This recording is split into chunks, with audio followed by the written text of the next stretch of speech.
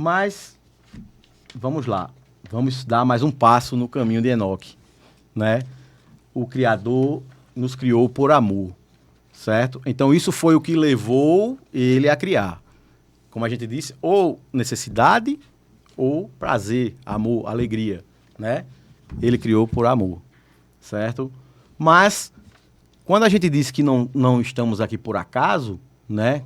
Que não sabemos de onde viemos nem para onde vamos, dissemos que fomos criados com um propósito, certo?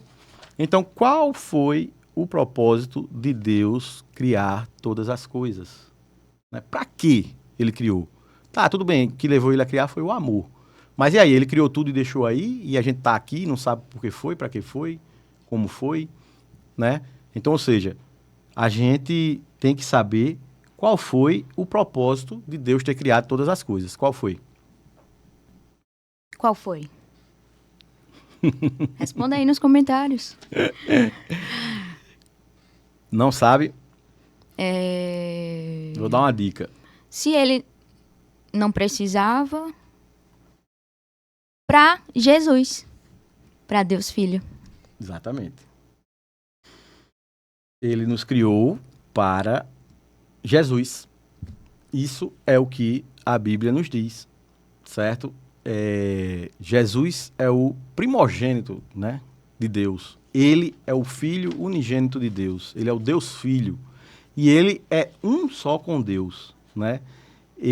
Deus criou todas as coisas, como nós vamos ver na Bíblia, para o Senhor Jesus, né? Se nós abrirmos aí em Efésios, Bruna, Efésios 1, certo? Nós vamos ver o seguinte. Efésios 1. 9 e 10. Eu já vou abrindo aqui em Colossenses 1,16. Não, tá todo marcado, dá pra ver. Leia Efésios 1, 9 e 10. Ele nos fez conhecer o mistério da sua vontade, de acordo com o bom propósito que estabeleceu em Cristo, isto é, de fazer convergir em Cristo todas as coisas nos céus e na terra, na administração da plenitude dos tempos. Isso. Ou seja, Deus criou tudo para o Senhor Jesus. E ele quer fazer tudo convergir nele, certo? Na plenitude dos tempos. Uhum. E o Senhor Jesus, segundo Colossenses 1,16, diz assim, eu vou ler a partir do 15. Ele é a imagem do Deus invisível, o primogênito sobre toda a criação. Pois por meio dele foram criadas todas as coisas nos céus e na terra, as visíveis e as invisíveis, sejam tronos, sejam soberanias, quer poderes, quer autoridades, todas as coisas foram criadas por ele e para ele. Então, por que é que todas essas coisas foram criadas? Para ele, para o Senhor Jesus. Ele recebeu esse presente. É como se fosse algo que eu criasse e lhe desse. Toma, minha filha, para você. Deus Pai criou todas as coisas, é o Criador, e deu tudo de presente a Jesus. Hebreus 1:2, leia aí. Hebreus 1:2. Mas, nestes últimos dias, nos falou que por meio do Filho, a quem constituiu o herdeiro de todas as coisas, e por meio de quem fez o universo. 1:2, é? Constituiu o quê? Mas nestes últimos dias, nos falou por meio do Filho, Sim. a quem constituiu o herdeiro de todas as coisas e por meio de quem fez o universo. Pronto. É como se eu criasse alguma coisa. Você está aqui, Bruninha, é Caramba, sua. eu não sabia que realmente tinha. Tipo assim. Ou seja, a Bíblia fala que tudo foi criado para Jesus. Vamos logo tratar todo mundo aqui de sair do centro. E o centro, o Rei dos Reis, o Senhor dos Senhores, o dono de tudo é o Senhor Jesus, tá? Mas, você pode me perguntar assim, mas papai, e onde a gente entra nessa história? Boa pergunta. Fomos criados para Jesus, Jesus é o dono de tudo e a gente. Nós somos filhos também de Deus. A Bíblia fala que nós também somos filhos, certo? Que nós fomos criados para reinar juntamente com o Senhor Jesus. Ele é o Rei Supremo e nós somos reis e vamos usufruir e nos relacionar com ele, certo? Durante toda a nossa existência, tá? Se você for ver aí no livro de Gênesis, capítulo 2, versículo 15, abre aí. Gênesis 2:15.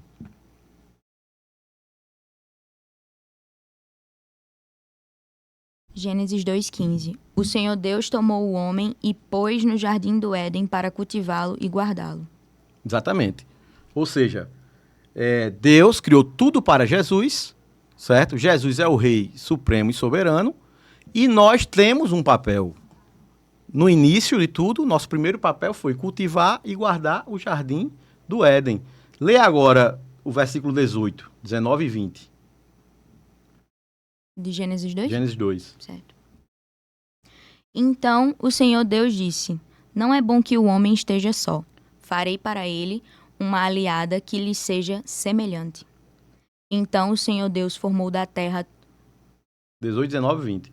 Então o Senhor Deus formou da terra todos os animais do campo e todas as aves do céu e os trouxe ao homem para ver como os designaria.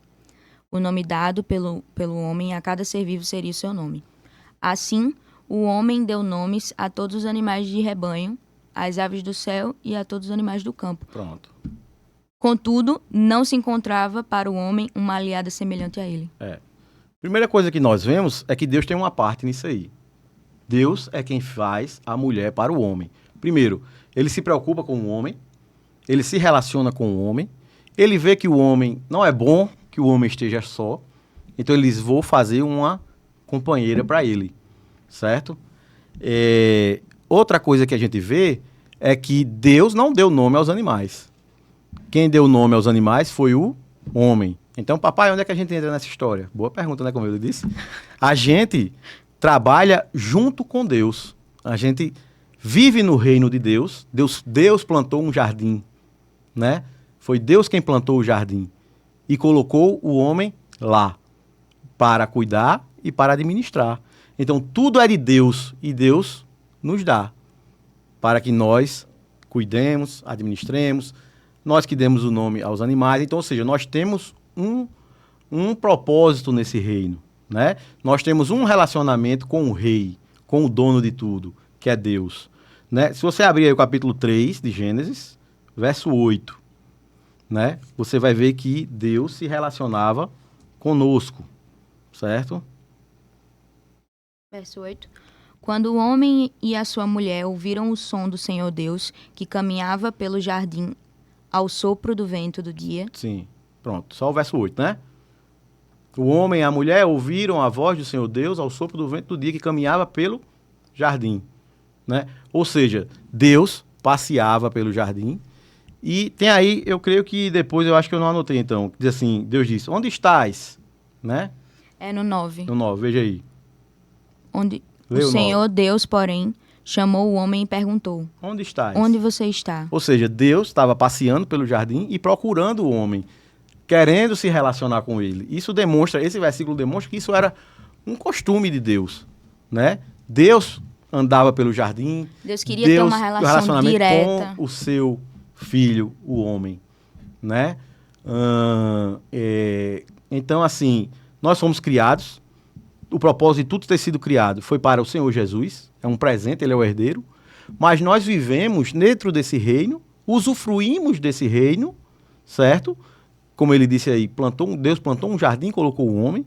E nós participamos da administração, do cuidado, do dia a dia desse reino, nos relacionando com Deus, certo? Nós recebemos sustento, proteção, amor, somos filhos do rei, certo? Deus se orgulha, eu me fico imaginando Deus se orgulhando, lá vendo o homem dando nome aos animais e cuidando das coisas, e fazendo, e trabalhando, e tudo isso aí, e Deus olhar assim e dizer, ó, não é bom que o homem esteja só, é bom, vou fazer uma companheira para ele, né? Ou seja, preocupado, assim como eu tenho você, como eu sou seu pai, você é minha filha, e a gente fica feliz, e você ajuda, e você cresce, e você prospera, e o pai, ele fica orgulhoso, né? Então, o quinto princípio, criados para Jesus, o Deus Filho, mas não somente por isso, também para nos relacionarmos com ele e participar desse reino, certo? Mas, vamos lá.